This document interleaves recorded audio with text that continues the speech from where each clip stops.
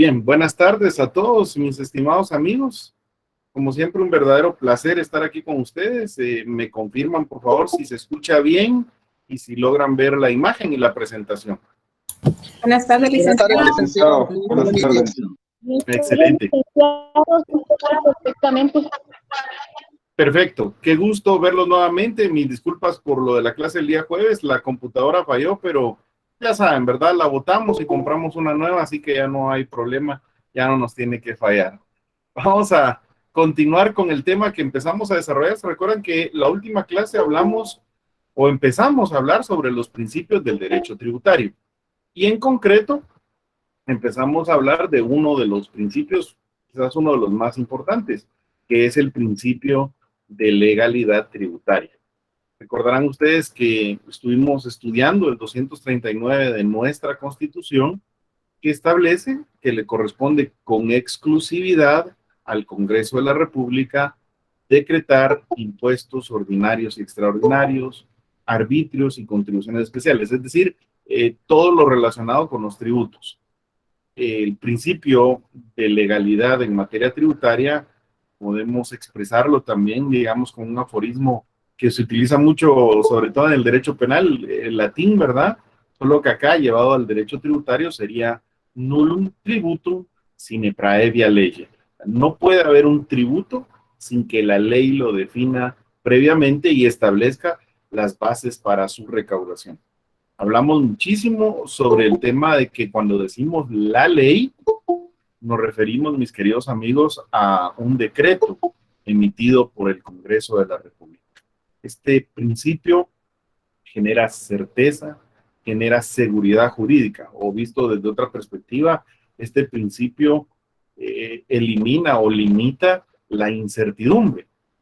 ¿Cómo podemos estar seguros de que el Estado no nos va a cobrar, digamos, tributos que se invente el gobierno de turno en cualquier momento? Bueno, porque no lo puede hacer, digamos, el gobernante de turno si no es a través del procedimiento legislativo correspondiente, donde los diputados, los congresistas que representan al pueblo, tienen que discutir sobre la viabilidad, la importancia, la pertinencia, la constitucionalidad de cada nuevo tributo y aprobarlo emitiendo una ley. Esto limita la discrecionalidad y evita que los administradores, los gobernantes, creen tributos arbitrariamente, como en algún momento en la historia del derecho tributario nos pudo haber ocurrido. De tal suerte que es uno de los más importantes principios. Y llevado a la aplicación práctica, que es lo que más nos interesa, lo que nos genera es que los órganos administrativos no pueden decretar tributos, no pueden crear, digamos, estas prestaciones en dinero que se cobran coercitivamente a la población para obtener recursos, aun y cuando necesiten esos recursos, sea importante su obtención y el servicio que ellos quieran prestar sea importante. Hicimos la gran salvedad o el gran problema que tenemos en Guatemala con el tema de las tasas, que la doctrina es como muy honesta y nos dice que en el caso de las tasas también son tributos. Doctrinariamente, las tasas son tributos con ciertas características especiales, pero en nuestro medio las tasas no se consideran un tributo. No se consideran un tributo porque nuestro código tributario no lo contempla dentro de las distintas clases de tributos que hay. Y porque, a diferencia de los tributos, la característica fundamental o esencial que tiene que tener una tasa es que se realiza un cobro de parte de un órgano administrativo, pero es como contraprestación a cambio de prestarle un servicio directamente a la persona beneficiaria. Y solo se le puede cobrar a las personas que hagan uso de ese servicio, que sean beneficiarias real o potencialmente de ese servicio, para poder compensar o cubrir el costo de la prestación. Vimos que esto genera un sinnúmero de problemas y de abusos, donde en muchos casos algunos órganos administrativos, algunas municipalidades sobre todo, crean verdaderos tributos, o sea, cobros generales para todos los vecinos para agenciarse de recursos, cuando en realidad no están prestando a cambio un servicio. Si no existe esta contraprestación de servicio, podemos estar frente a la digamos, violación del principio de legalidad tributaria a la creación de un tributo por parte de un órgano administrativo que no tiene las facultades para ello. Y por eso, a través de una inconstitucionalidad, se acude a la Corte de Constitucionalidad para que haga ese análisis, esa comparación.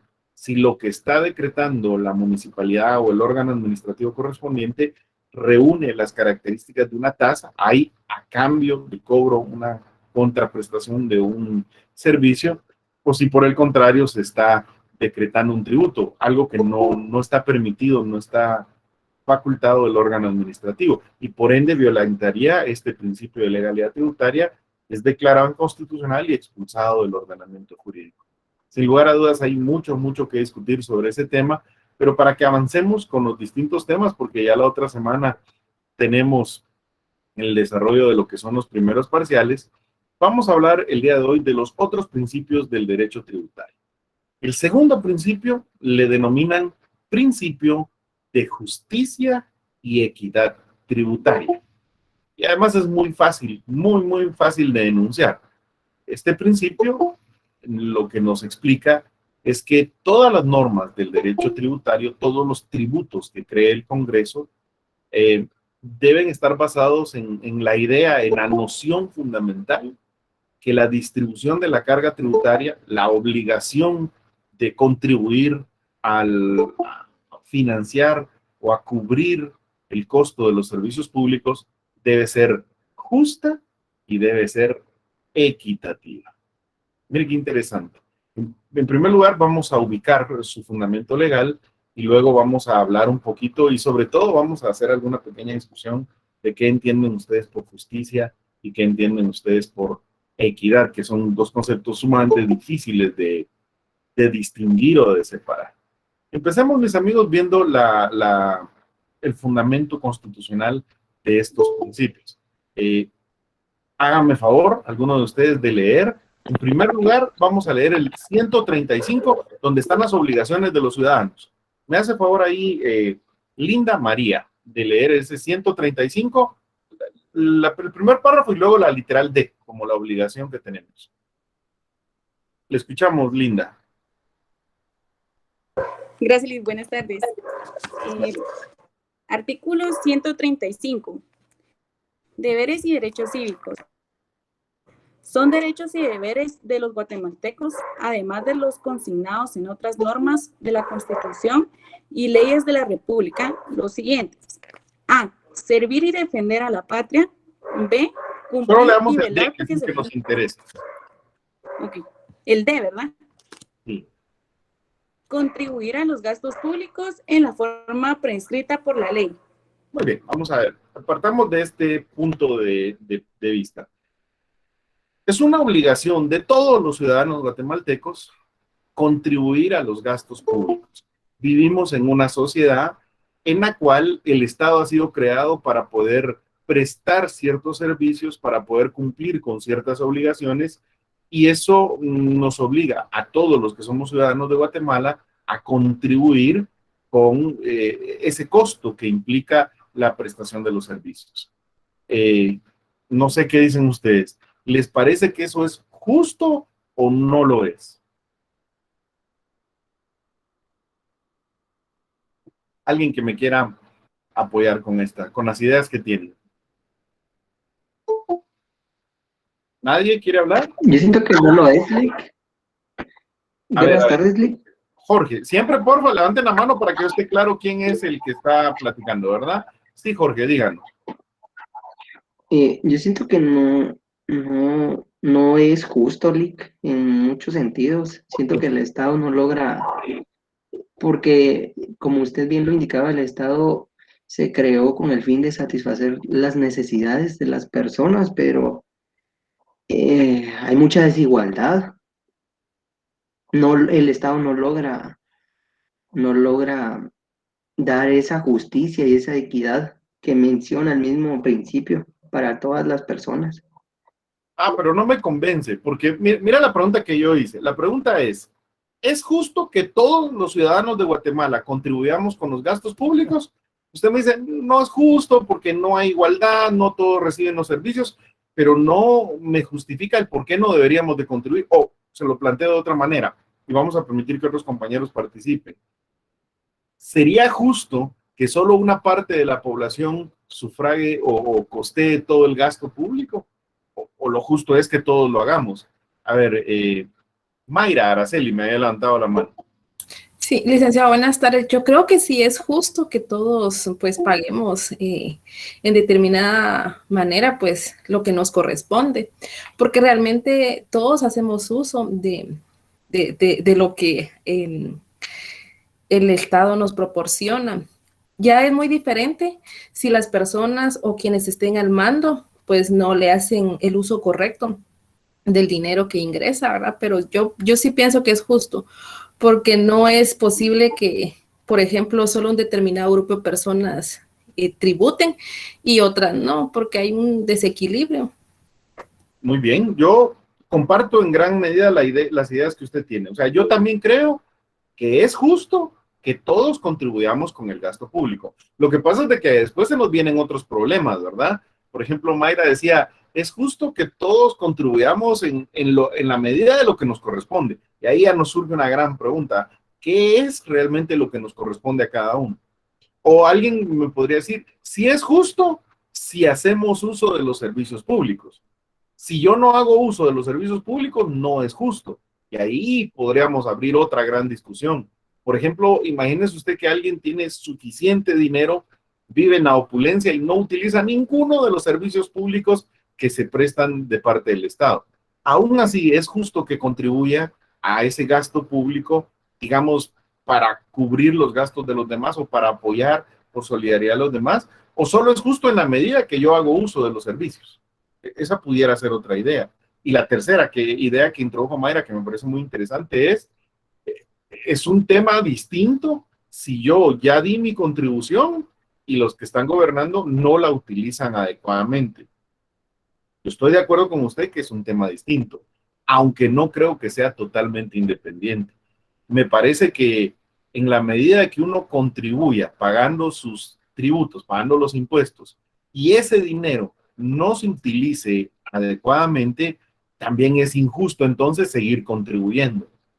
Es decir, mis amigos, yo lo que quisiera transmitirles es de que esto no es un tema muy sencillo o que se agote con una simple idea, sino que es muy extenso. Escuchemos qué tiene que decirnos Ernesto y luego yo les sigo dando la palabra conforme me la van pidiendo ahí por el sistema. ¿Qué tal? Buenas noches, licenciado. Pues, buenas noches, Ernesto.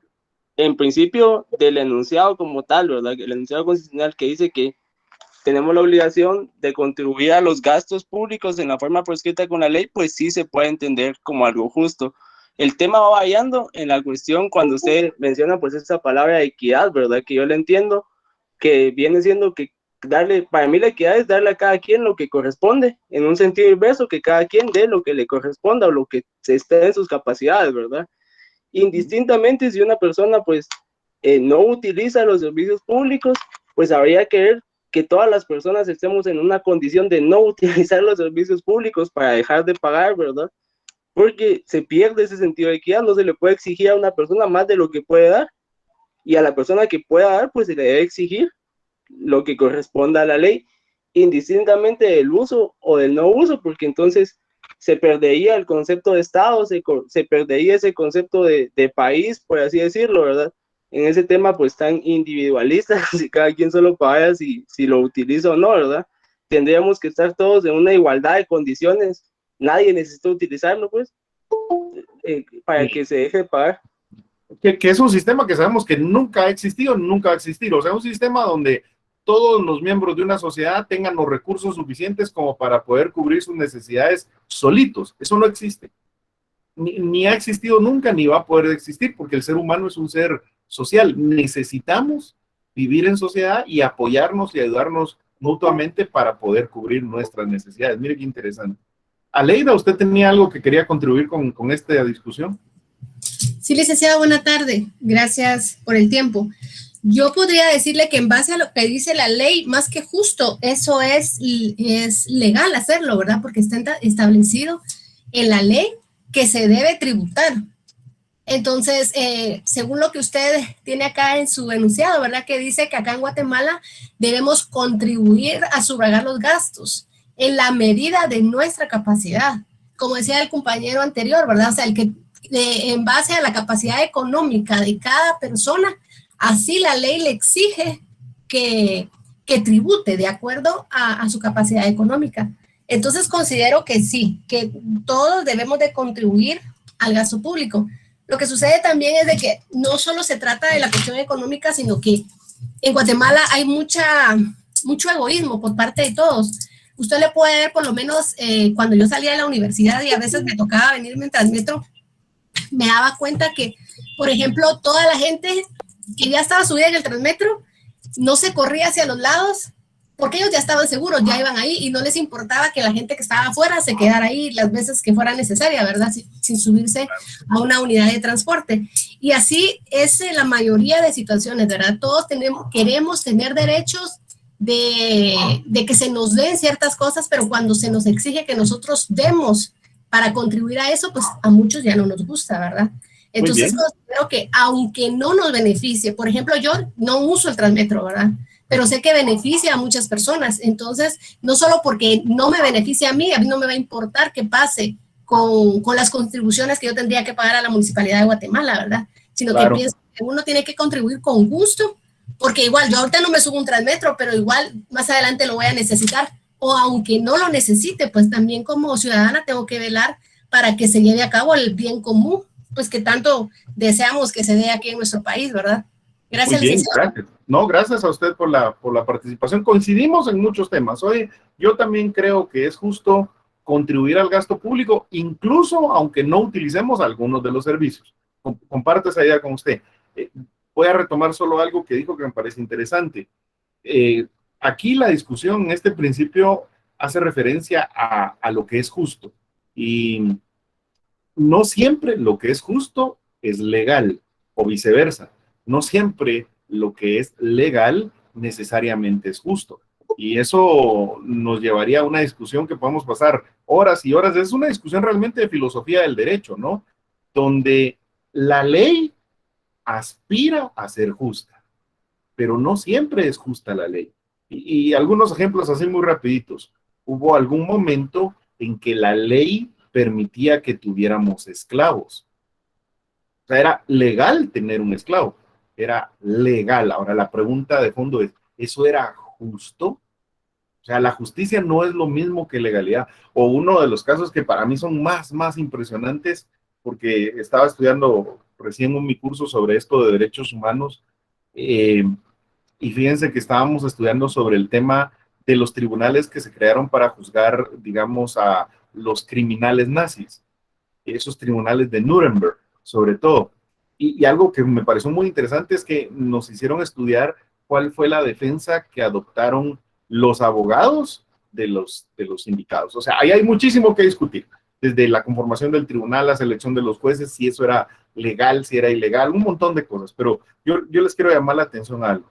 La mayoría de los sindicados de los nazis, que fueron sindicados de delitos ahí contra la humanidad, la defensa que ellos tenían es decir, mire, nosotros no podíamos hacer nada. Es cierto, tomamos miles de personas, las metimos en cámaras de gases, las matamos, luego las quemamos.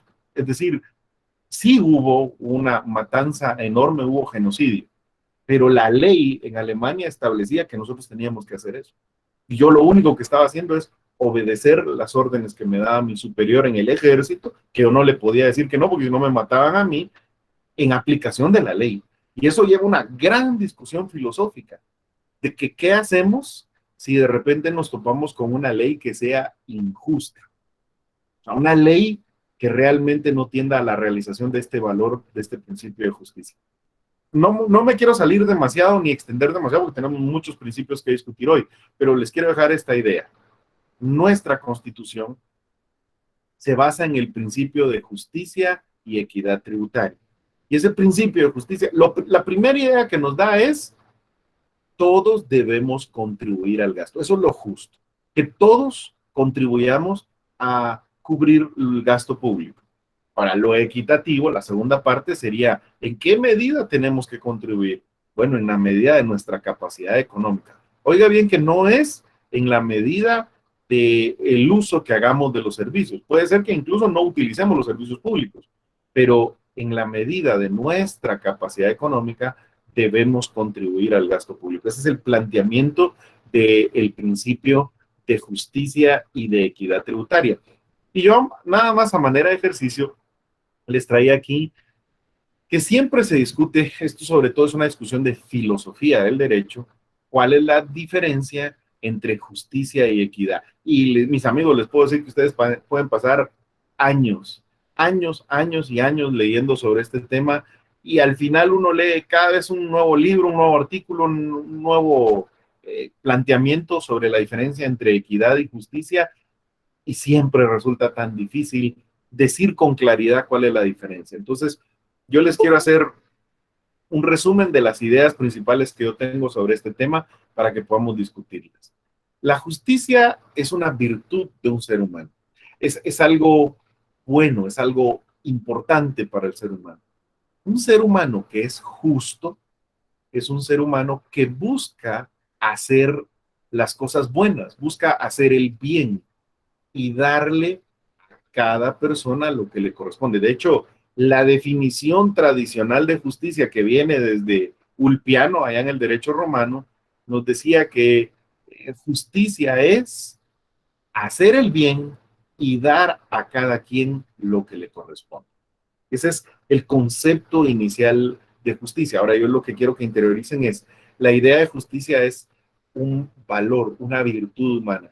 Está dentro de la persona, dentro de su mente, dentro de su cuerpo, y es algo interno del ser humano que lo lleva a buscar siempre hacer el bien y lo lleva a que a cada quien se le dé lo que a cada cual le corresponde.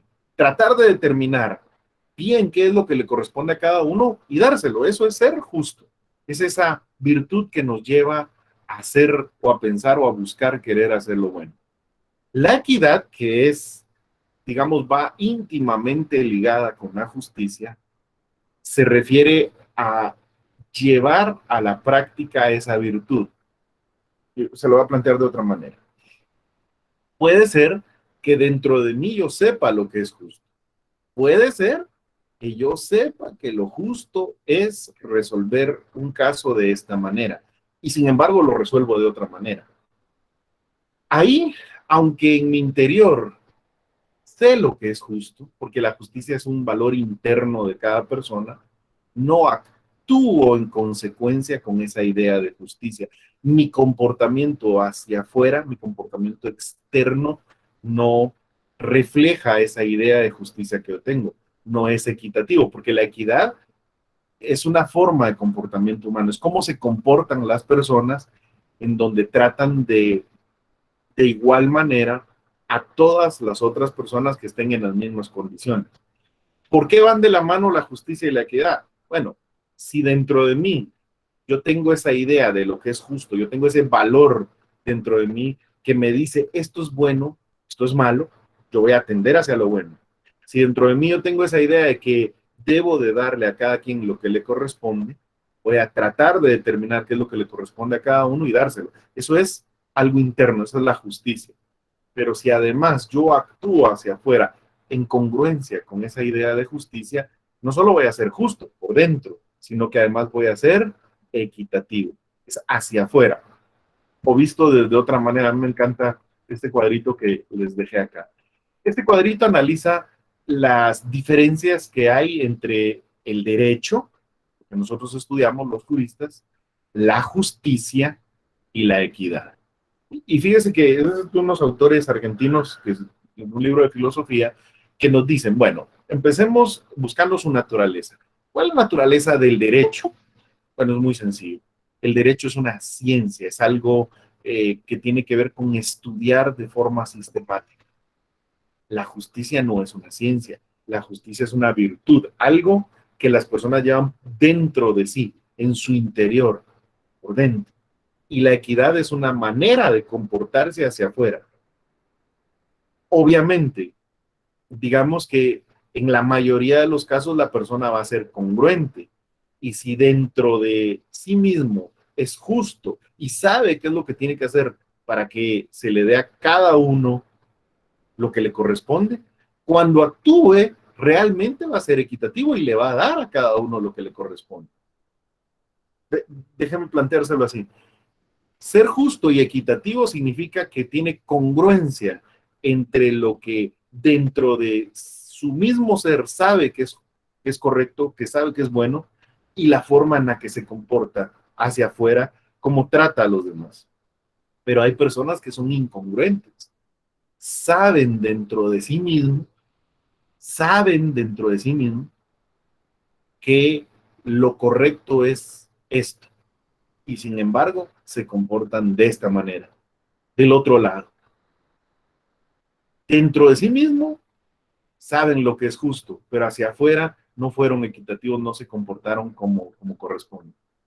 Fíjese que la persona que desarrolle esto, la vamos a llamar de distinta manera. Yo digo, ¿quién es el que estudia el derecho y lo analiza y profundiza en sus normas, en sus teorías, en sus principios? La persona que se dedica al estudio del derecho es un jurista. Cuidado, no todos los juristas son justos. No todos los juristas actúan con equidad. Puede ser que usted sea el mejor jurista del mundo porque es muy inteligente, porque estudia muchísimo, porque está muy preparado y porque tiene 20 maestrías. Y sin embargo, el día en que le corresponde resolver un caso, no busca la justicia. Porque el justo puede ser que no tenga ninguna preparación. El hombre justo es aquel que dentro de sí mismo busca hacer lo correcto, busca hacer el bien. Y claro que ahí podemos después embarcarnos en mil discusiones filosóficas de qué es hacer lo correcto, qué es hacer el bien, porque de eso existe mucho que se ha escrito y se ha estudiado y se ha analizado en la filosofía. Pero el hombre justo, la característica que tiene es que tiene algo en su corazón, algo en su mente, que cuando se le presenta una situación, quiere que esa situación se resuelva para bien, que le dé a cada persona lo que le corresponde. Y luego tenemos el hombre que actúa con equidad. El hombre que actúa con equidad, el ser humano equitativo, no solo sabe lo que es bueno y quiere hacer lo bueno, sino que efectivamente lo hace. Se comporta de una manera equitativa, le da a cada quien lo que le corresponde. No sé si lo ven en este esquema. Para mí, la línea del centro es la que me deja más clara la diferencia. ¿Qué utilizamos en cada uno de estos temas? Cuando yo estudio derecho, lo que utilizo es mi mente, mi raciocinio, mi capacidad de razonamiento. Cuando yo trato de ser justo, lo que utilizo es mi conciencia, lo que dentro de mí me dice que está bien.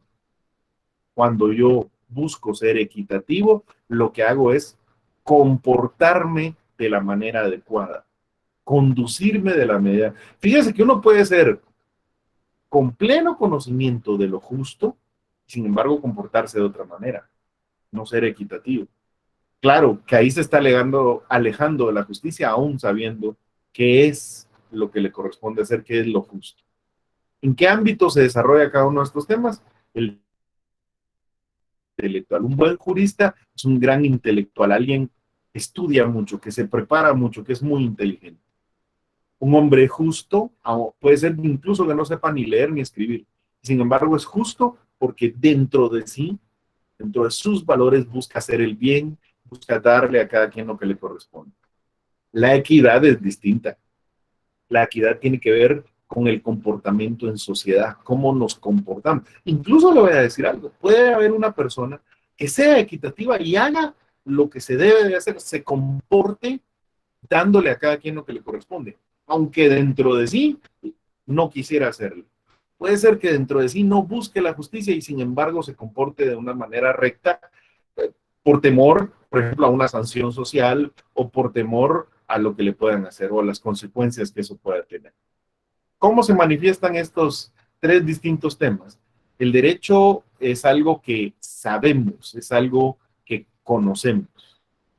La justicia es algo que se siente, por eso es tan difícil de explicar, mis amigos. Yo hago mi mejor esfuerzo, de veras, pero es bien difícil porque cuando uno ve una situación, uno siente que es justa o siente que es injusta.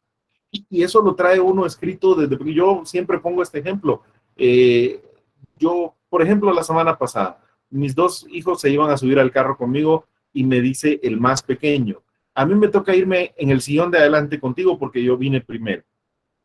Y de ahí llega mi otro hijo, me dice, yo me quiero ir adelante. Y yo le dije, no, se va a ir tu hermano porque él vino primero y me lo pidió. Y me dice, mi hijo, no es justo, porque él se fue adelante la última vez que nos subimos al carro. Fíjese eso, puede ser que no haya estudiado Derecho, puede ser que sean muy jóvenes, mi hijo tiene en este caso 10 años, pero dentro de él ya tiene ese sentimiento de lo que está bien y de lo que está mal, de lo que es justo o de lo que es injusto. Es algo interno, es un sentimiento, es una virtud, es un valor que se tiene por dentro. Y la equidad es algo hacia afuera, tiene que ver con cómo nos comportamos, en qué manera nos comportamos. Claro, normalmente debería de existir congruencia. Normalmente el hombre que es justo también es equitativo, pero no siempre coinciden. ¿Cómo llevamos esto al terreno del derecho tributario? Yo traté de ponérselo aquí en la primera diapositiva y le dije, como el principio se llama principio de justicia y equidad tributaria. La idea de justicia, ya la discutimos, tiene que ver con que todos deberíamos de contribuir a sufragar el gasto público, a costear los servicios públicos. Pero la idea de equidad que tiene que ver con cómo se lleva esto a la práctica es, sí, todos tenemos que contribuir, pero en la medida de nuestra capacidad económica. De tal suerte que la persona que tenga una mayor capacidad económica debería de aportar una mayor cantidad que la persona que tenga una menor capacidad económica. Y estas dos ideas de justicia y de equidad tienen que orientar todas las normas del derecho tributario. Si nos encontramos con una norma del derecho tributario que no busque la justicia, que por ejemplo que quisiera crear privilegios para que un grupo social no contribuya al gasto público, no tribute, o si nos encontramos con una norma que no sea equitativa, que no tome en cuenta esa capacidad de pago de las personas, pues entonces estaríamos frente a una norma que violenta el principio de justicia y de equidad tributaria. No sé si me quieren comentar algo, es un tema, a mí me apasiona este tema, es de filosofía del derecho, pero está vinculado directamente con nuestra materia. Estefanía, ¿usted nos quiere decir algo sobre la justicia y la equidad? Solo que tengo una duda, digamos, con el caso de las aduanas, aquí en Guatemala se deberían de reducir. ¿Usted qué piensa? Porque, digamos, como lo que pasó con la línea, y cree que deberían de reducirse otros tributos. ¿Qué pienso yo? Bueno, yo pienso que las aduanas sí son necesarias, Estefanía. Las aduanas cumplen varias funciones. Hoy, la primera de esas funciones es impedir que ingresen artículos indebidamente al país, artículos que no tenemos bajo control. Por decirle algo, imagínese que alguien quiere traer alguna nueva sustancia o químico o medicina de otro país y la población de Guatemala no está preparada para el uso de esa sustancia o ese químico. Pudiera ser que generara muchas muertes. Entonces, digamos que una primer función de las aduanas es impedir que ingresen objetos, sustancias o elementos indebidamente. Segundo, también impedir que salgan de Guatemala indebidamente hacia otros países objetos o sustancias. O sea, la aduana tiene una función, la primera función es una función de control. La segunda función es la que usted ha advertido, es el tema tributario. Es decir, cuando alguien trae mercadería de afuera hacia Guatemala o cuando alguien saca mercadería de Guatemala hacia afuera, genera, digamos, el pago de un tributo, porque eso es realmente el tema de los aranceles aduaneros, son tributos, llenan todas las características que vimos de un tributo, son pagos en dinero que el Estado exige a las personas para obtener recursos para el cumplimiento de sus fines, conforme a la ley. Ahora, usted me preguntaba qué piensa, ¿se deberían de reducir o se deberían de eliminar o no? Yo creo, honestamente, Estefanía, que las aduanas sí son importantes y que sí son necesarias. Me parece que si pensamos en un mundo sin aduanas, eso generaría muchos problemas en el transporte de mercaderías de un lugar a otro quitándole el componente puramente tributario, o sea, los recursos que el Estado obtiene de eso, quitándole ese componente, el componente de control es necesario. Si no hubieran aduanas, por ejemplo, pasar drogas de un país a otro sería algo muy fácil, porque las aduanas cumplen con esa función de impedir que esas drogas pasen porque se revisan. Claro, usted me podrá responder, no, pero no lo impiden porque de todos modos pasan las drogas. Sí, pero de manera ilegal. O sea, aquí lo que estamos hablando es, ¿se necesitan las aduanas? ¿Sirven las aduanas? Yo creo que sí sirven. Yo creo que sí se necesitan. Y creo además que los tributos que se generan o los pagos que se generan de las aduanas contribuyen al gasto público y son necesarios. Ahora, hay una segunda parte que quizás es la que yo estaría de acuerdo con usted. ¿Están funcionando bien las aduanas?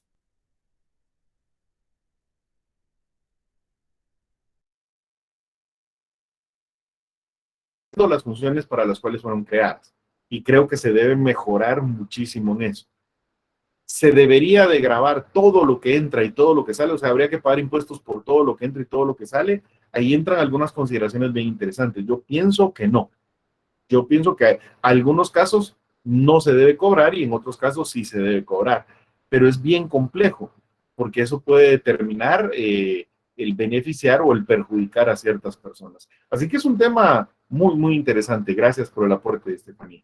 Ernesto, ¿tenía usted alguna contribución? Sí, licenciado, siempre tomando pues en lo que usted nos exponía ahorita de equidad y justicia, a mí se me vino a la mente el famoso tema este de responsabilidad empresarial, que es un tema como muy, que va un poco relacionado incluso a la cuestión de tributos, porque sí se entiende que hay cierta pues, exención de tributos cuando hay algún tipo de obra social por parte de las empresas. Sin embargo, en los pocos casos, porque no voy a generalizar, pero en pocos casos concretos, yo he podido darme cuenta cómo eso pues se desnaturaliza, ¿verdad? Porque resulta que empresas que deberían de tributar más y que ese tributo sería más útil, ¿verdad? Al Estado, pues se ven beneficiadas con esas extensiones disfrazadas de donaciones, de cuestiones que resultan hasta muy efímeras, ¿verdad? O muy poco prácticas, que no satisfacen las verdaderas necesidades del Estado. Y aquí yo creo que entra eso que usted habla, ¿verdad? De lo que es justo incluso un poco de la equidad, ¿verdad? Claro. Mire, al final de cuentas, yo creo que usted utilizó dos conceptos que a mí me parecen fundamentales para entender esto o para plantear esto. El primero, usted dijo, se desnaturaliza. Y eso, para mí, eso es bien importante. Quiere decir que este tipo de actividades de responsabilidad social empresarial fueron diseñadas o fueron creadas con una finalidad común, van dirigidas a un fin determinado.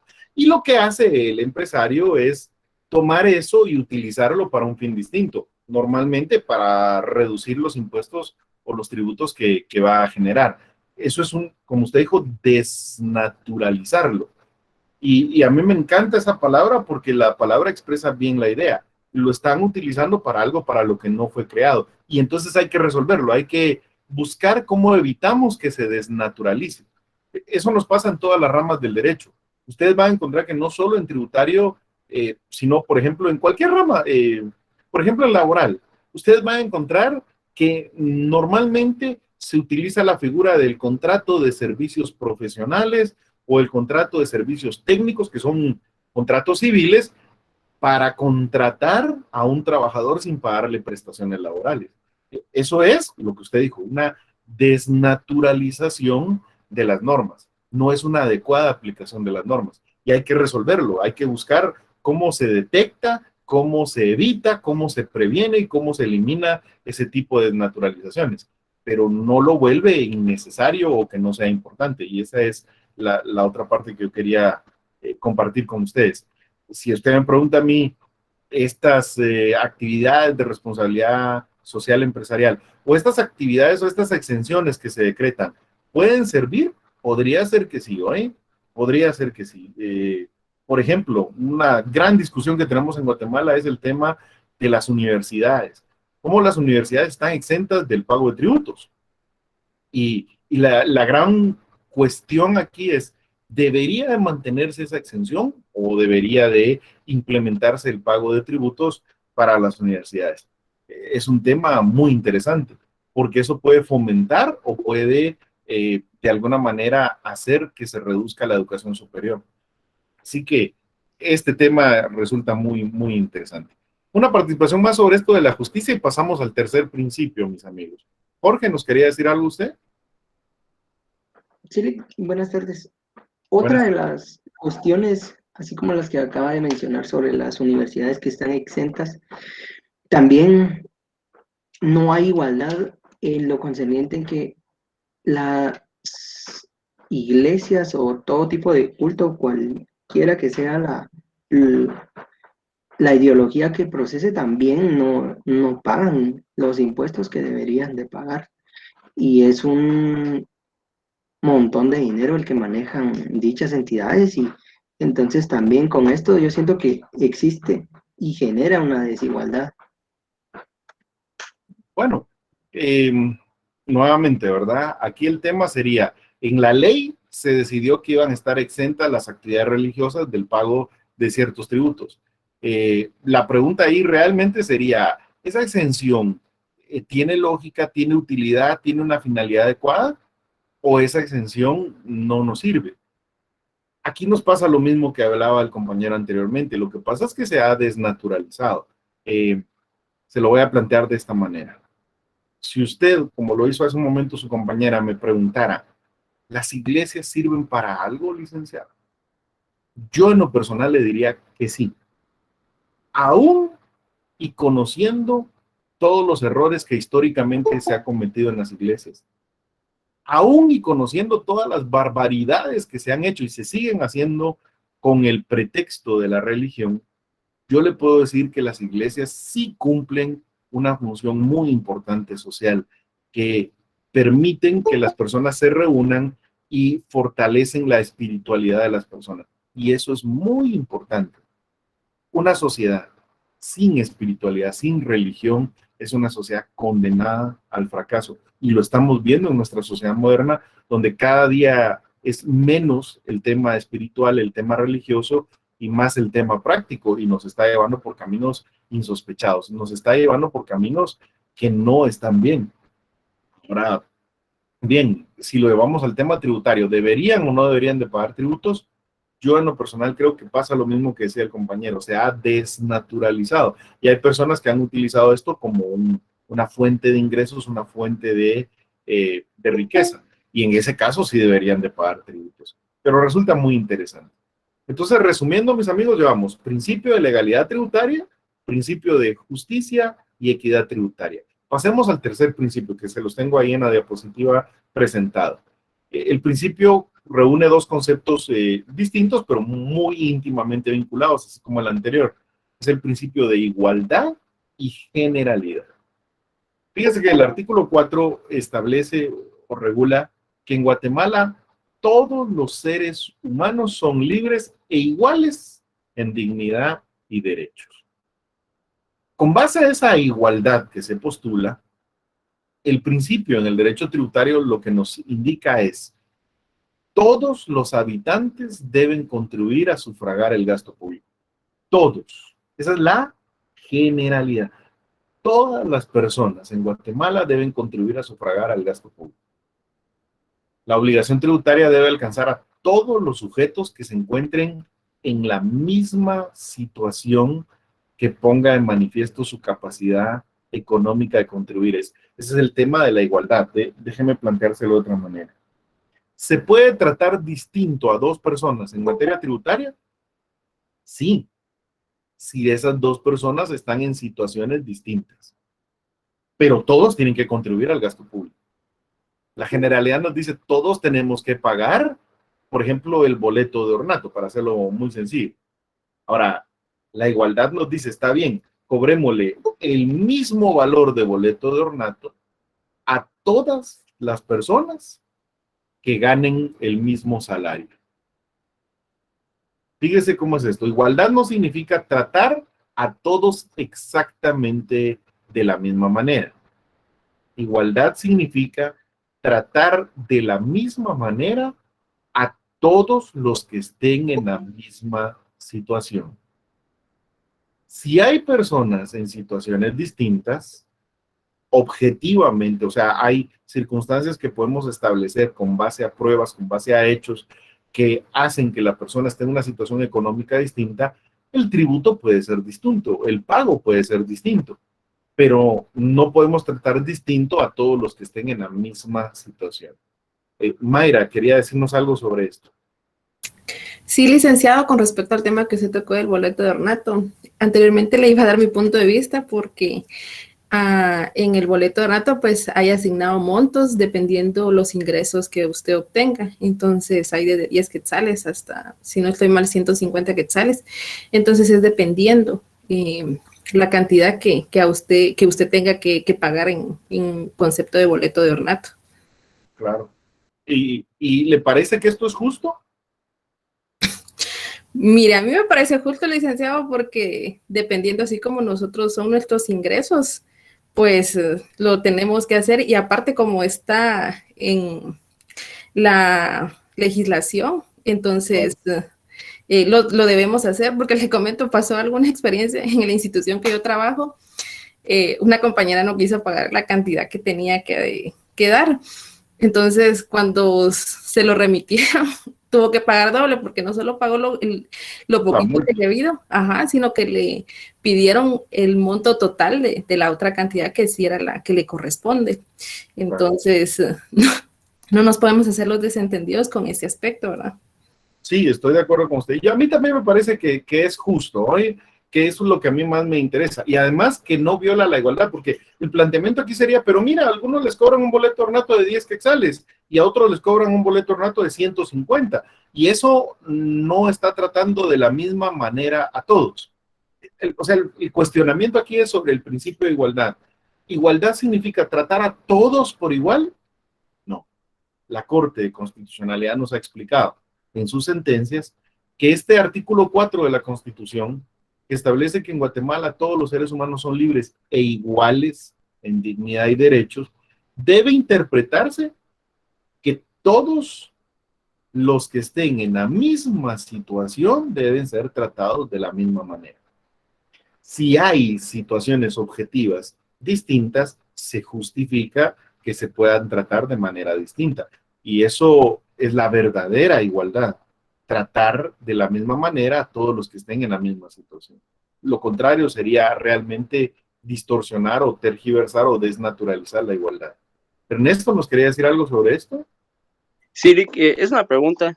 Solo en el enunciado que tiene, ¿verdad? En amarillo en la diapositiva, en la parte específicamente que dice todos los sujetos que se encuentran en la misma situación que pongan de manifiesto su capacidad económica de contribuir, eso se puede entender como el principio de capacidad de pago que dice el 243 de la Constitución. Sí, está vinculado con el principio de capacidad de pago, aunque ese lo vamos a desarrollar, digamos, posteriormente como un principio autónomo o independiente a este. La idea aquí de igualdad es, lo esencial de la igualdad es que todos los que estén en la misma situación deben pagar lo mismo o deben ser tratados iguales por la ley. Y la generalidad es que todos tenemos que contribuir con el gasto público. Para el tema de la capacidad de pago, que además resulta muy, muy interesante para que avancemos con este principio, ¿verdad?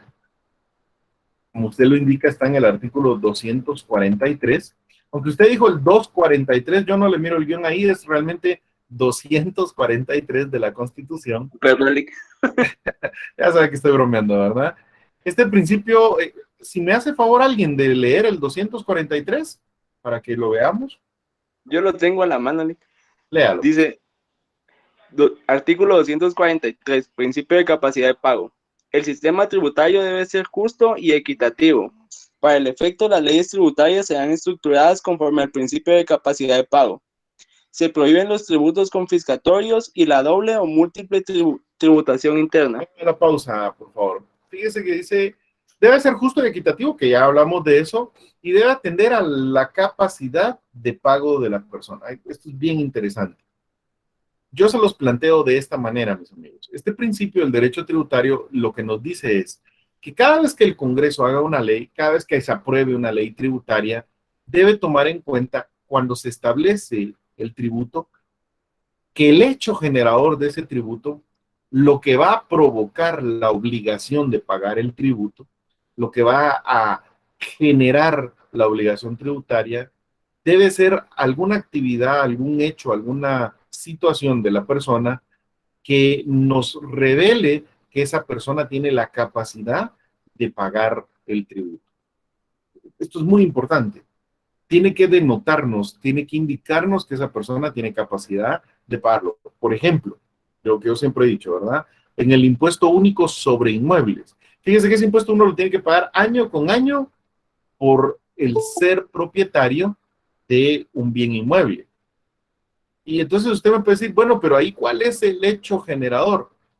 Bueno, si usted es propietario de un bien inmueble, eso denota que tiene la capacidad de pagar al Estado una cantidad que va a permitir que el Estado cubra ciertos servicios públicos que van a servir precisamente para que usted pueda utilizar y pueda defender ese bien inmueble. Miren qué interesante. El solo hecho de ser propietario denota una capacidad de pago. No digamos, por ejemplo, cuando usted compra algo. Por ejemplo, si usted me dice, el día de hoy yo compré un carro de 30,000 quetzales. ¿Sabe qué me encanta a mí cuando el cliente le dice a uno, mire, Lick, compré el carro de 30,000 quetzales, pero no tengo dinero para pagar el IVA? Entonces yo siempre le respondo, según el artículo 243, cuando el Congreso elaboró el impuesto al valor agregado, tomó en cuenta que si usted tiene 30,000 quetzales para un carro, tiene la capacidad para pagar también el IVA. No sé si es como que uno fuera un detective y esta es una pista que me dice o me permite concluir en lo siguiente. Yo concluyo que si usted tiene los 30,000 quetzales para comprarse un carro, tiene la capacidad de pagar también el IVA. Usted me puede decir que no, porque normalmente eso es lo que nos pasa. Ustedes van a darse cuenta que sus clientes siempre le dicen, sí tengo para comprar la casa, sí tengo para pagar el terreno, sí tengo para pagar los servicios profesionales, para pagar la renta, pero no tengo para pagar el impuesto. Entonces, la respuesta aquí es muy sencilla. Si básicamente tiene dinero para comprar el bien, eso denota que también tiene la capacidad para pagar el tributo. Claro, si no tiene el dinero para comprar el bien, pues tampoco le podríamos cobrar ese tributo.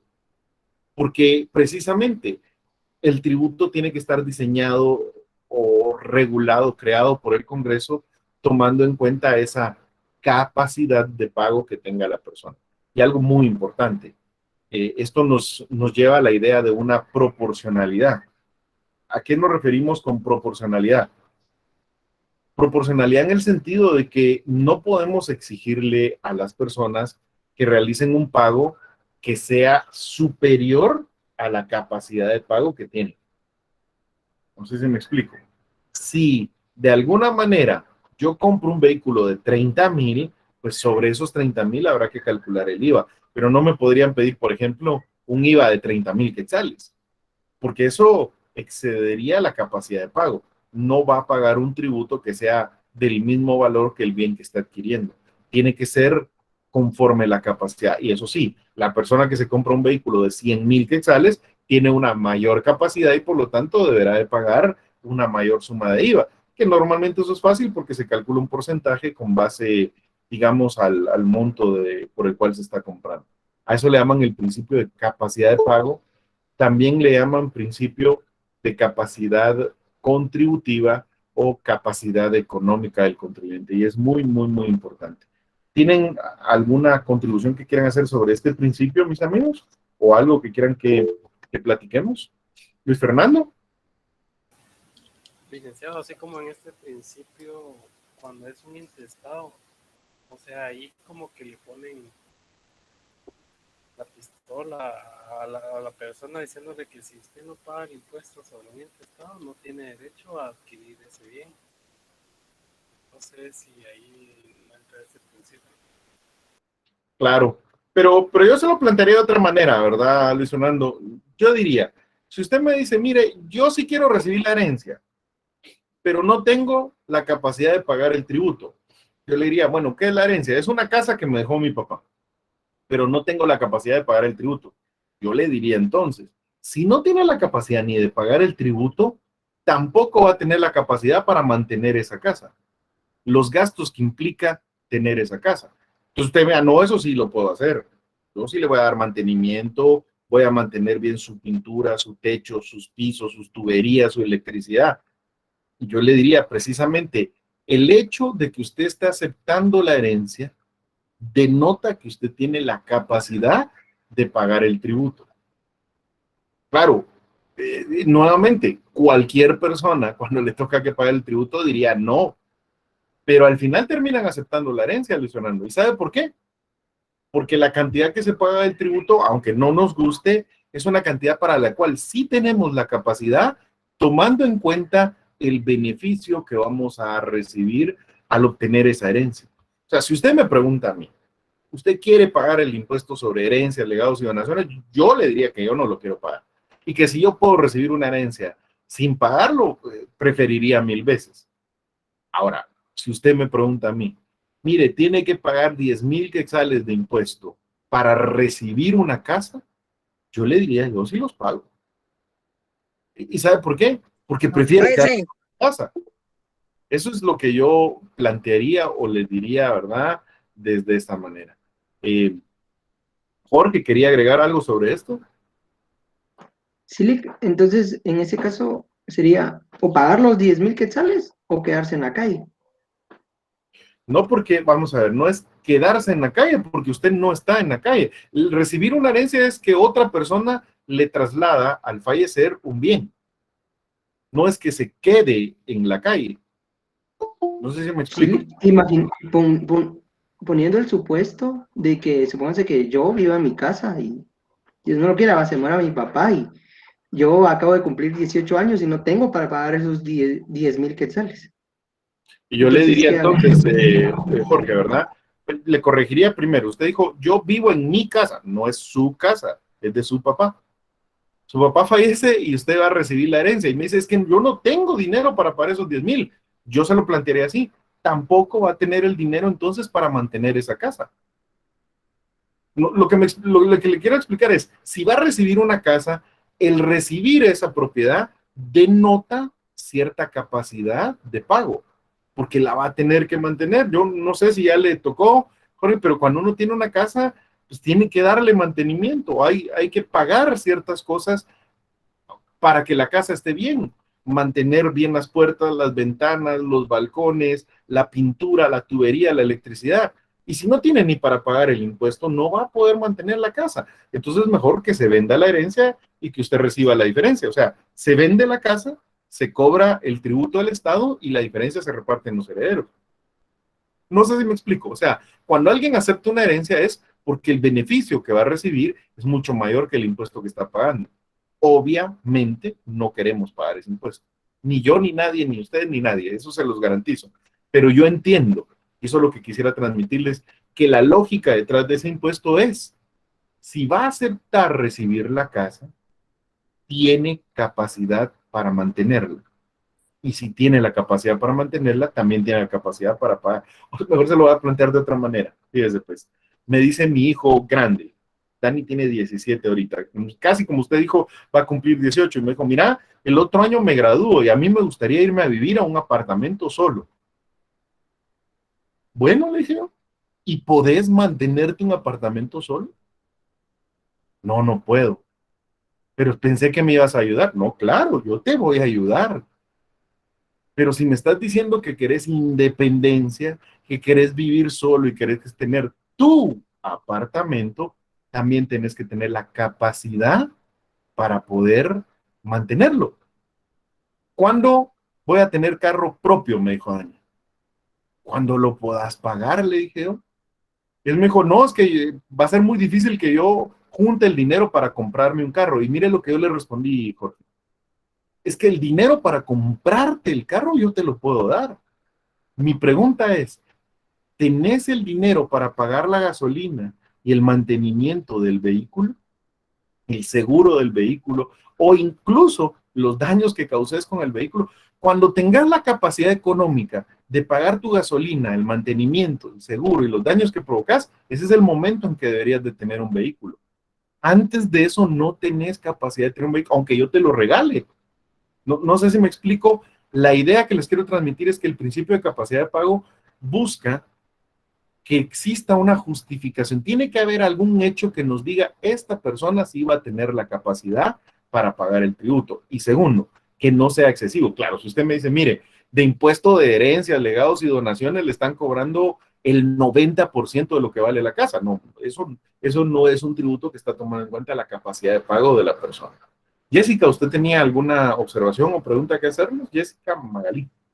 Gracias, licenciado. Solo quería puntualizar la parte que usted dijo, ¿verdad? Verlo de esta manera. Lo que pasa es que tal vez estamos acostumbrados de verlo de la manera negativa, pero si lo vemos de esta manera, ¿verdad? Si recibo una casa valorada, por ejemplo, en 1,000,000 de quetzales y el impuesto que tengo que pagar es de 100,000, pues básicamente mi beneficio está sobre los 900,000 que quedarían libre, ¿verdad?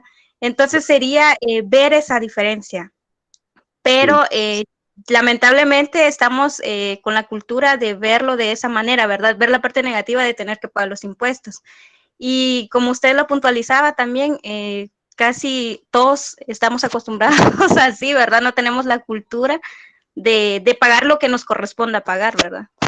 Sí, es difícil. Y mire, y si le agrega la otra parte que es, luego de que uno ha pagado, se da cuenta que no la administran bien. Eso es terrible, porque entonces ya nadie quiere pagar nada, porque es muy fácil ponerse en esta posición. Yo no pago impuestos porque se están robando el dinero. Son dos problemas distintos, íntimamente vinculados, pero son dos problemas distintos al final de cuentas. Una cosa es que usted no quiera pagar tributos, pero todos tenemos la obligación de contribuir. Otra cosa es que la SAT no los esté recaudando adecuadamente. Saben que se pierde muchísimo dinero porque la SAT no fiscaliza bien, no recauda bien. Y la tercera, que es más terrible, que ya recaudado ese dinero no se administre bien, se desperdicie o se lo roben. Eso es un gran problema y hay que resolverlo, pero son problemas distintos que hay que afrontarlos. Wendy, usted tenía también alguna observación que hacerle. Sí, licenciado, conforme lo que estamos planteando, ¿verdad? Yo lo veo de dos formas. Una, que para mí, o sea, mi pensamiento es que yo como padre o como madre, yo hago mi casa, mis terrenos, mis carros y todo. Yo pago mis impuestos y todo, y yo siento que es injusto que a la hora que yo se los herede a mis hijos, encima de que yo pagué todo, yo compré, yo trabajé, a ellos les cobren ese impuesto. Pero también lo veo por otra parte, ¿verdad? Como dijo la compañera. Si lo que yo voy a dejar está valorado en $5 millones y van a pagar 500,000, definitivamente es un beneficio para ellos. Pero sí lo veo de esa forma de que es injusto, ¿verdad? De que uno lo trabaje, lo gane y que a la hora que uno lo herede, el gobierno se quiera aprovechar como que vendiendo otra vez lo que uno ya trabajó. Sí, Eso no, yo le entiendo el planteamiento y sabe que en gran medida lo comparto. Se lo voy a plantear de dos maneras. Primera, yo también no quisiera que mis hijos tuvieran que pagar el impuesto de herencias, legados y donaciones. ¿Y sabe qué más todavía? Yo no quisiera que mis hijos tuvieran que pagarle a un notario para que les lleve el proceso sucesorio y esperarse lo que eso se tarda. Y le voy a explicar por qué, bueno. Porque yo sé cuánto cobra un notario por un proceso sucesorio y dependiendo del monto de los bienes, un proceso sucesorio no le sale en menos de 20,000 quetzales en Guatemala y yo he visto personas, notarios que le dicen a la persona, mire, su papá dejó 5 casas, yo le cobro por llevarle el sucesorio una de las casas y ustedes reciben las otras 4. También me parece injusto, me parece excesivo lo que está cobrando honorarios ahí el notario. Y luego lo de los tributos y todo eso. O sea, yo tampoco quisiera que mis hijos ni paguen impuestos por eso, ni que paguen notario por eso, ni que se esperen, porque un proceso sucesorio puede tardarse años en Guatemala, lo cual es terrible. Ahora bien, como yo no quiero eso, Wendy, yo lo que voy a hacer es que les voy a entregar esos bienes a mis hijos. Hay formas. Ustedes en notariado ya habrán estudiado, digamos, la más sencilla, la posibilidad de hacer una donación con reserva de usufructo vitalicio para mí. Y entonces ahí sí, me aseguro que cuando yo me muero, ellos básicamente presentan ahí un memorial con la certificación de defunción, se cancela el usufructo y se quedaron con los bienes y no pagan ese impuesto de herencia, legados y donación. Pero bueno, si yo decido que ellos lo hagan a través de donación, no haciéndolo en vida, pues el Estado determinó, a lo que yo quiero que vayan al fondo es, determinó que si ellos aceptan la herencia, significa, o eso denota, o nos puede orientar a que sí tienen la capacidad para pagar el tributo. Se los voy a plantear de otra manera. Hoy en la mañana estaba leyendo yo sobre las distintas mansiones que está cotizando Messi para irse a vivir ahorita que se pasó a Francia. ¿Me siguen? ¿Les gusta el fútbol? No. Bueno, y si no les gusta, yo les cuento. Messi se trasladó ahorita de una ciudad a otra y está buscando comprarse una casita. Yo estaba viendo ahí las 4 opciones que tiene. Hay una de 50 millones de euros, una de 80 millones de euros, una de 60 millones de euros y una de 35 millones de euros. La casa a la cual se va a pasar. Y entonces digo yo, a ver qué piensan ustedes. Si en algún momento en su testamento Messi dijera, y la mansión esa que tengo allá en París se la dejo a Estuardo Castellanos. Pregunta, mis amigos, ¿yo tendría la capacidad para mantener una mansión de esas? ¿Económica? No puedo. O sea, yo quisiera que se vayan con que no solo es el valor del bien. Mantener una mansión de esas implica una serie de gastos que yo no tengo la capacidad. En todo caso, mis amigos, yo lo que diría es, bueno, yo acepto la herencia, vendamos la mansión, paguemos los impuestos que le corresponde al Estado de Francia, que son muchísimo más altos que los de Guatemala, muchísimo más altos que los de Guatemala, y lo que quede me lo recibo y yo lo administro. Tampoco me gusta eso de que tenga que pagarle a ningún Estado por lo de la herencia, no me gusta, pero entiendo que la lógica de esto es, ahí hay un hecho que denota capacidad de pago. Si alguien acepta esa mansión, denota que tiene cómo mantenerla, o al menos tendrá un plan para hacerlo. No sé si me explico, mis amigos. Para que no nos encerremos en ese solo tema, yo les comprendo, no parece justo el tener que pagar impuestos, y si le agregan el otro componente de lo que hacen con nuestros impuestos no está bien, pues eso nos complica más, ¿verdad? Evelyn, ¿tenía alguna observación sobre esto? Sí, licenciado, para mí la lógica me dice también, ¿verdad?, de que si queremos el derecho, debemos tener la obligación. Y sí, igualmente comparto la postura, ¿verdad?, de que no deberíamos por qué pagar doble por algo que ya adquirimos, porque para mí eso es un pago doble. Sí, bueno, aunque insisto, el que lo adquirió fue el papá. Y en este caso, la propiedad va a pasar hacia los herederos, digamos, a los hijos. La adquisición, los hijos la están haciendo por primera vez. Pero yo les entiendo. El tema de los impuestos a las herencias es bien discutido hoy. Incluso, una pregunta, licenciado. Ahorita le doy la palabra a Pedro. Incluso se los digo así. Se los digo de esta manera. Hay países que han quitado los impuestos a las herencias porque les parece que de alguna manera no es justo que pase ese dinero o que se cobre por recibir algo que los padres hicieron. También lo pueden ver al revés, ¿oyeron? Hay países que el impuesto a la herencia es mucho más alto y les explico cuál es la lógica ahí. Ahí la lógica es la siguiente, a ver qué opinan ustedes. La persona debe tener las riquezas que haya obtenido producto de su esfuerzo. No es como muy justo que alguien reciba una herencia sin haberse esforzado nada. Claro, yo lo entiendo porque ustedes lo están viendo la lógica del padre que lo pasa al hijo. Pero ahora veanlo al revés. Estos son personas, posiblemente muchachos, jóvenes de 18 años, decía alguien ahí, ¿verdad?, que no han estudiado, que no han trabajado y que se dedican solo a las fiestas y a las drogas. Y el papá muere y toda su herencia pasa hacia él. ¿Es justo eso? Que una persona reciba toda una riqueza sin haberse esforzado por ello. Hay mucha discusión sobre eso. Yo lo que les puedo decir es la solución que le dio nuestro legislador. Dijo, si paga el tributo, puede recibir la herencia. Porque eso denota la aceptación de la herencia, denota su capacidad de pago. Pedro, ¿me indica su pregunta?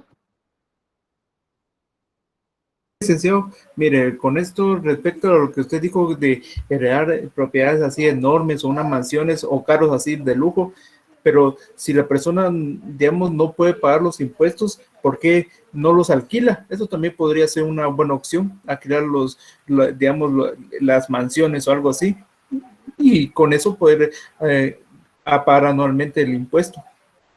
No sé si Sí. me parece buena idea. Sí, lo que sucede es de que el impuesto de herencia no es un impuesto, digamos, anual, sino que es un impuesto que se paga una sola vez antes de liquidar lo de la herencia. Sí, pueden hacerse que se radique el sucesorio, se nombra un administrador de la mortual y que se encargue de rentarlos y con eso obtener. Pero no siempre de la renta se alcanza para pagar, digamos, todo el impuesto. Ya. Mire, no le den tantas vueltas. Vamos a ver, yo les comprendo el tema. Puede Gracias, ser que licenciado. les parezca justo o que no les parezca justo. Normalmente la tendencia que tenemos es que no es justo. Y yo lo comparto con ustedes. Yo ya se los dije. Yo a mis hijos no les voy a dejar para que hagan proceso sucesorio. Los bienes de hecho, yo ya dispuse de los bienes ahorita vivo, a pesar de que soy bien joven. No hay bienes a mi nombre. Ya lo que he logrado hacer hasta este punto ya está a nombre de a quien se lo voy a dejar, con las seguridades de los usufructos a favor mío. Así que eso no me preocupa. No me parece tampoco que sea algo que yo tenga que dejarle a ellos esa carga o ese gravamen. Sin embargo, si alguien no arregla su situación y dispone de los bienes estando vivo, cuando él muere, el Estado decidió que el hecho de aceptar la herencia denota una capacidad de pago y por lo tanto es un hecho generador del pago de un tributo. Eso ya lo ha discutido la Corte y ha considerado que no es inconstitucional. Lo que a mí me interesaba es que ustedes entendieran dónde está, porque en el impuesto de herencias es difícil ver dónde está esa capacidad de pago que denota el hecho de aceptar la herencia.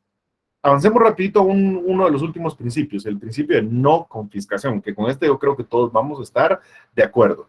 Se los adelanto para que lo entiendan bien. Hubo un tiempo en la historia del derecho tributario, sobre todo en la Edad Media, en la época de los señores feudales y de los reyes, donde los tributos eran tan altos, que la persona perdía todos sus bienes con tal de pagar el tributo. Eso se llama un tributo confiscatorio. Cuando yo tengo que dar todo lo que tengo para poder pagar los tributos, no me va a quedar nada. Y eso sí no es justo. Por eso nuestra Constitución, tanto en el 243, que ya lo leímos, como en el 43, que yo les pediría que alguien me haga favor de leerlo ahorita, pues regula que los tributos no pueden ser confiscatorios. Se prohíbe los tributos confiscatorios e incluso las multas confiscatorias. Alguien lea el 41, de la Constitución, por favor. Cualquiera de ustedes, mis amigos. Artículo 41. Protección al derecho de propiedad. Por causa de actividad o delito político, no puede limitarse el derecho a propiedad en forma alguna. Se prohíbe la confiscación de bienes en la imposición de multas confiscatorias. Las multas en ningún caso podrán exceder el valor del impuesto omitido. Correcto. El tema de la confiscación es quitarle a alguien sus bienes o todos sus bienes para poder cubrir los tributos, y eso está prohibido.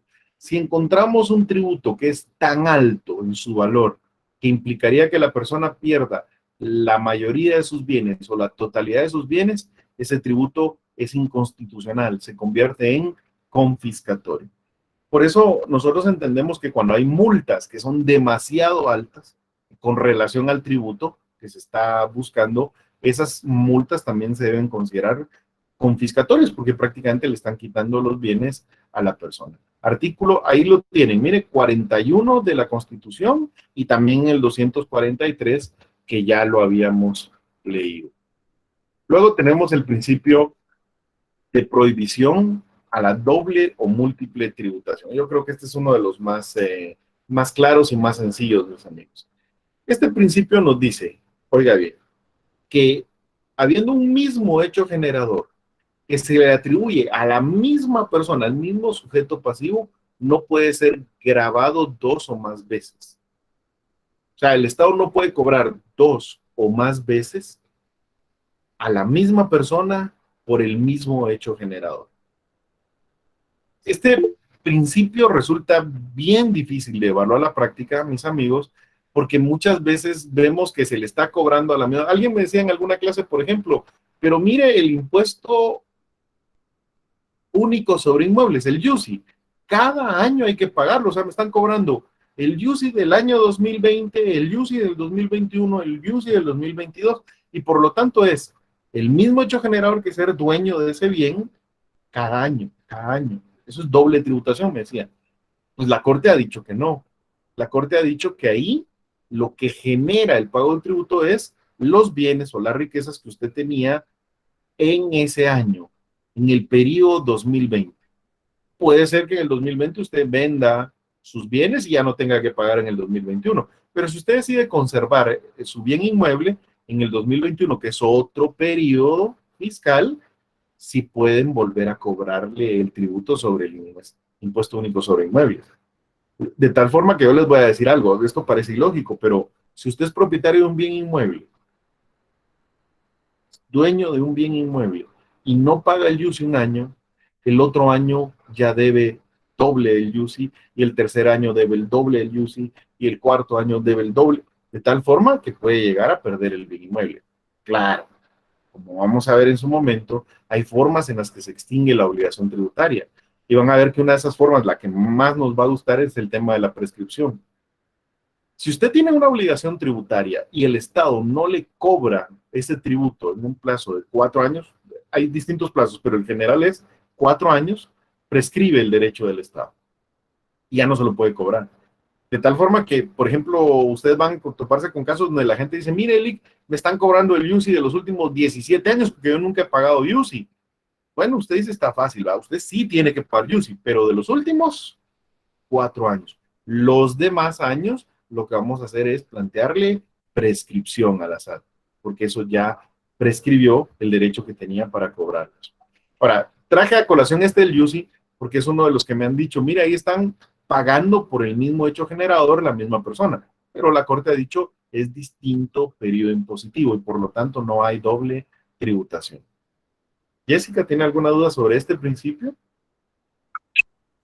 Sí, licenciado, yo quisiera escuchar su opinión acerca del tema del ISO, del impuesto de solidaridad, ya que según tengo entendido, este impuesto lo consideran, bueno, no, o sea, la Corte no lo ha considerado de esa manera, ¿verdad? Pero si no estoy mal, está en un proceso ahorita por el tema de que el ISO se paga sobre las ventas del periodo anterior. Obviamente esto dependiendo del régimen que uno opta como empresa, ¿verdad? Pero si no estoy mal, el ISO se paga sobre las ventas del año anterior, ¿verdad? Y entra el tema de la doble tributación porque también pagamos ISR sobre las ventas, ¿verdad? Entonces, yo he escuchado discusión acerca de ese tema y quisiera escuchar su opinión al respecto. Sí, yo creo que sí es inconstitucional. A mí me parece que ahí sí hay una doble tributación. Están cobrándole al mismo sujeto por el mismo hecho generador 2 tributos con distinto nombre. Y con el agregado que ese impuesto de solidaridad lo crearon con la idea de que iba a ser algo temporal, extraordinario, y luego lo quieren mantener ahí. Para mí, que sí es inconstitucional, pero usted dijo algo que me parece clave. La Corte no lo ha declarado inconstitucional. Y aquí viene lo interesante, mis amigos. Cuando me preguntan si una norma es inconstitucional, ustedes van a ver que yo siempre respondo de la misma manera. Yo le diría, luego de analizarla, yo considero que sí viola la Constitución, yo considero que sí es inconstitucional. Ahora, la siguiente etapa es, planteemos la inconstitucionalidad y llevémoslo a la Corte, porque la única que puede declarar inconstitucional una norma y expulsarla del ordenamiento jurídico es la Corte de Constitucionalidad. Hasta que la Corte emita su sentencia y diga que es inconstitucional, el impuesto está ahí vigente y habrá que pagarlo, ¿verdad? Aarón, ¿usted tenía alguna duda? Sí, licenciado, buenas tardes, gracias.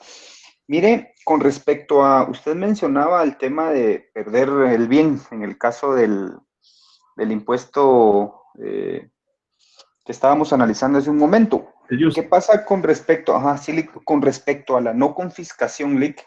No contraría ese principio, ese tema ya en un caso pues de ejecución con respecto a los bienes? Muy buena pregunta, Aarón, pero no, y le voy a explicar por qué no lo contraviene. El principio de no confiscación prohíbe que el Estado cree un tributo tan alto que implique que usted va a perder sus bienes para poder pagarlo. Aquí no es el caso. El UCI no es tan alto como para que usted pierda sus bienes. Nuevamente, mis amigos, van a ver ustedes que cuando uno es dueño de un bien no quiere pagar UCI. De hecho, tan es así que les voy a decir algo. La estadística nos dice que el 92% de las personas no pagan UCI. Para que vean la cantidad de UCI que se está perdiendo en eso.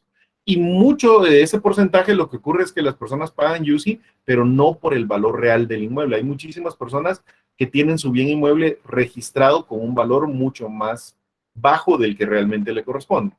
Ahora bien, digamos, por ejemplo, en mi caso, la casa donde yo vivo aquí, donde estoy yo, se compró, digamos, con una inmobiliaria. Y por lo tanto, está registrada su valor real, mis amigos.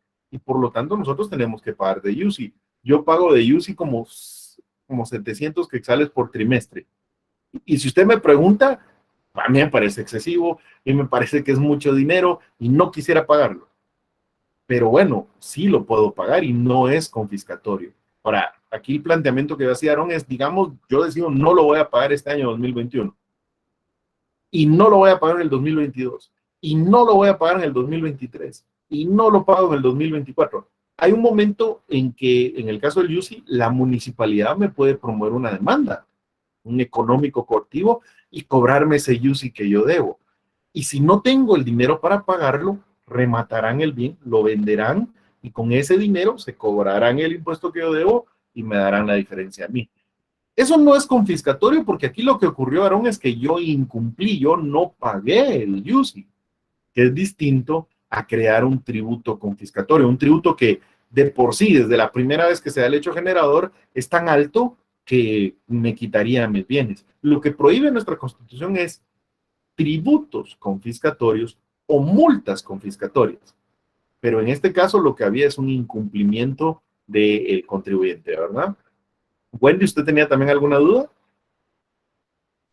Sí, Lick, solo con una consulta que me voy a salir de la clase porque a las 7 tenemos mercantil, disculpe. Y no, de hecho, no se preocupe que ahorita vamos a dar por finalizado el tema aquí, ¿verdad? Para todos, yo sé que tienen otras clases, les agradezco muchísimo, muchísimo su atención y los veo el día jueves, ¿verdad? Para que continuemos con este tema. Tenemos clases el jueves y ahí platicamos ya de los exámenes y todo eso, ¿verdad? Carlos, ¿usted tiene alguna pregunta final? Gracias, licenciado. Solo era un comentario, básicamente con respecto al ISO, uno de los criterios que se han comentado, del por cual no se ha declarado inconstitucional, es que el ISO es un pago que se acredita a cuenta del impuesto sobre la renta.